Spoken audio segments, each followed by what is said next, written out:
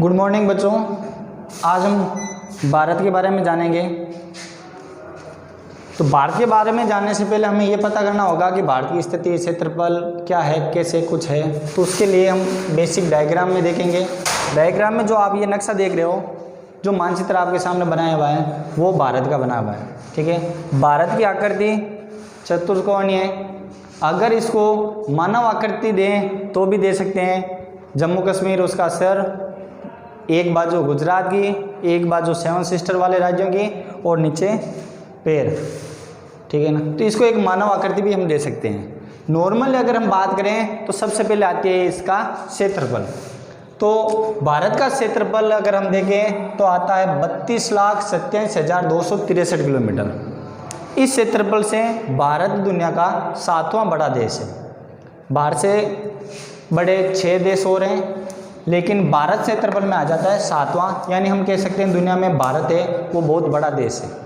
ठीक है ना। क्षेत्रफल के अनुसार बहुत सारी विविधताएं इसमें हैं और बड़ा देश होने की वजह से इसकी कई सारी भौगोलिक स्थितियां हैं, वो भी अलग अलग है। इसके भौतिक प्रदेश भी अलग अलग है। कहीं मरुस्थल, कहीं पहाड़, कहीं पठार, तटीय सीमा भी है इसके, और कहीं पर द्वीप समूह भी है। ठीक है। दूसरी बात करेंगे हम जनसंख्या के बारे में। भारत की जनसंख्या 2011 की जनगणना के अनुसार 121 करोड़ है। 121 करोड़ 2011 की जनगणना के अनुसार। वर्तमान कंडीशन देखें तो लगभग 135 करोड़ के पास हम पहुंच चुके हैं। और जनसंख्या के मामले में भारत दुनिया का दूसरा बड़ा देश है। एक नंबर पर हमारा पड़ोसी देश चीन है, जहाँ की जनसंख्या लगभग 145 करोड़ से अधिक है। तीसरी चीज़ जो सबसे इम्पोर्टेंट चीज़ आ जाती है वो आती है भारत की स्थिति। ग्लोब पर काल्पनिक रेखाएं खींची जाती है, जिनको हम अक्षांश और देशांतर रेखाएं कहते हैं। उस स्थिति से हम किसी भी जगह के बारे में पता लगा सकते हैं। तो इसके लिए भारत का जो स्थानीय स्थिति है वो अक्षांश और देशांतर रेखाएं इस प्रकार है। भारत का जो दक्षिणतम बिंदु है वो 8 डिग्री 4 मिनट उत्तरी अक्षांश, क्योंकि भारत है वो उत्तरी अक्षांश में स्थित है। उत्तरी गोलार्ध में स्थित होने की वजह से भारत का है जो दोनों अक्षांशीय विस्तार होगा वो उत्तर में होगा। तो पहला है 8 डिग्री 4 मिनट उत्तरी अक्षांश। यहाँ से भारत की स्थिति शुरू होती है और भारत का जो उत्तरतम बिंदु होता है वो आता है 37 डिग्री 6 मिनट पर उत्तरी अक्षांश। यानी 8 डिग्री 4 मिनट से लेकर 37 डिग्री 6 मिनट तक भारत की यह स्थिति है, उत्तर से लेकर दक्षिण तक, यानी जिसको हम कहते हैं अक्षांशीय रेखा, अक्षांशीय विस्तार। अब हम बात करेंगे भारत का देशांतरी विस्तार। भारत का जो पश्चिमतम बिंदु है वो 68 डिग्री 7 मिनट पूर्वी देशांतर। भारत पूर्वी गोलार्ध में स्थित होने की वजह से पूर्वी देशांतर आता है। इसके बाद यहाँ से शुरू होकर यहाँ तक आते हैं। भारत का जो पूर्वोत्तर क्षेत्र है वो 97 डिग्री 25 मिनट पर जाकर कंप्लीट होता है। ठीक है। तो हम इस प्रकार स्थिति के हिसाब से देखें तो अक्षांशीय और देशांतरी स्थिति देखें तो लगभग 30 डिग्री का अंतर होता है। कितने डिग्री का? 30 डिग्री का अंतर होता है। 30 डिग्री के अंतर के हिसाब से देखें तो भारत का समय भी पूर्व से लेकर पश्चिम तक थोड़ा सा परिवर्तन होता है। हालांकि भारत की एक मानक रेखा जरूर मानी गई है, वो आती है आपके 82 डिग्री पूर्वी देशांतर। ये भारत का मानक टाइम जोन है जो इलाहाबाद के नैनी नामक गांव से गुजरती है। इस रेखा के ऊपर जो टाइम होता है वो पूरा टाइम भारत के अंदर सेट किया गया है, वरना भारत के इधर से लेकर इधर तक 2 घंटों का अंतर होता है, लगभग 2 घंटे का फासला होता है। उदाहरण के तौर पर देखें तो जैसे वहाँ पर 10 बजते सुबह तो गुजरात के इस कोने में उस समय भारत में 8 बजे का टाइम होता है। ठीक है। तो ये 2 घंटे का अंतर होता है, लेकिन भारत का एक ही टाइम जोन होने की वजह से दोनों जगह टाइम घड़ियाँ सेम बताती हैं। इसके बाद हम चलते हैं इसके विस्तार की ओर।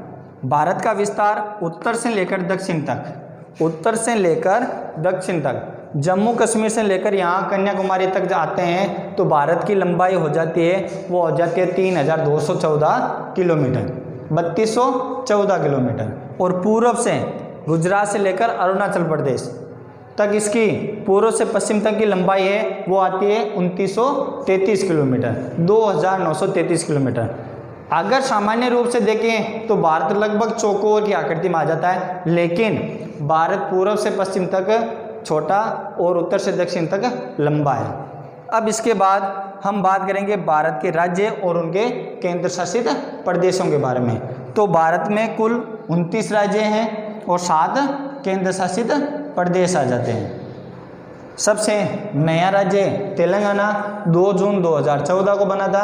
हाल ही में अभी जम्मू कश्मीर और लेह लद्दाख को भी अलग करके केंद्र शासित प्रदेशों में बदला गया है। सामान्य रूप से 29 राज्य और 7 केंद्र शासित प्रदेश हैं। इसके बाद हम बात करते हैं भारत के पड़ोसी देशों के बारे में। भारत के पड़ोसी देशों में सबसे बड़ा देश आ जाता है, उत्तर की दिशा में आ जाता है चीन। चीन के पास में आ जाता है उत्तर दिशा में नेपाल और भूटान।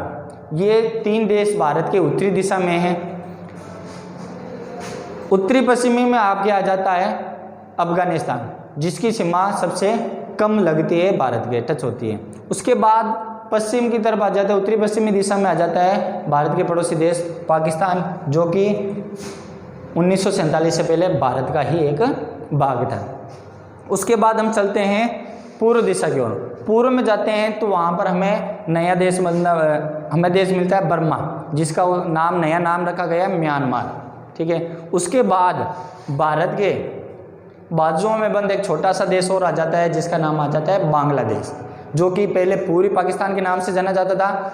पाकिस्तान और बांग्लादेश आज़ादी से पहले दोनों भारत के ही भाग थे। आज़ादी के बाद ये पश्चिमी पाकिस्तान और ये पूर्वी पाकिस्तान बना था, लेकिन 1971 में पूर्वी पाकिस्तान को पश्चिमी पाकिस्तान से आज़ाद करवाकर एक नए देश का निर्माण किया गया, जिसका नाम रखा गया बांग्लादेश।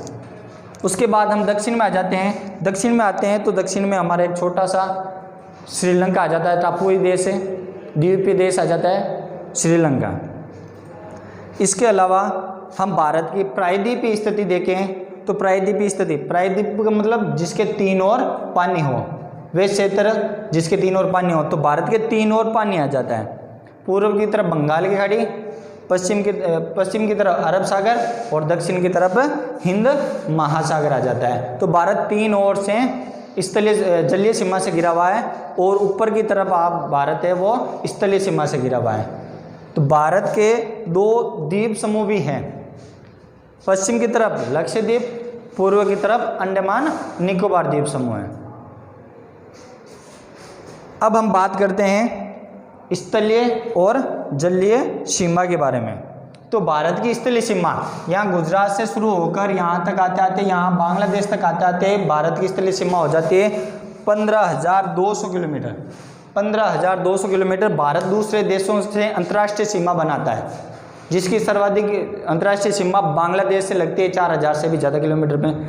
इधर पाकिस्तान, अफगानिस्तान, चीन, नेपाल, भूटान, बांग्लादेश, बर्मा, इन देशों के साथ स्थलीय सीमा भारत की लगती है, जिसकी लंबाई टोटल है 15,200 किलोमीटर। उसके बाद हम जलीय सीमा की बात करें तो भारत की जो मुख्य भूमि है गुजरात से लेकर इधर पश्चिम बंगाल तक, जो भारत 3 ओर से समुद्र से घिरा है, ये तटीय सीमा मुख्य भारत की तटीय सीमा है, वो है 6100 किलोमीटर, 6100 किलोमीटर। लेकिन भारत के जो 2 द्वीपीय समूह है लक्षद्वीप और अंडमान निकोबार द्वीप समूह, अगर इनकी जलीय सीमा अगर इसमें काउंट की जाए तो भारत की टोटल स्थलीय जलीय सीमा हो जाएगी आपके 7,516.6 किलोमीटर।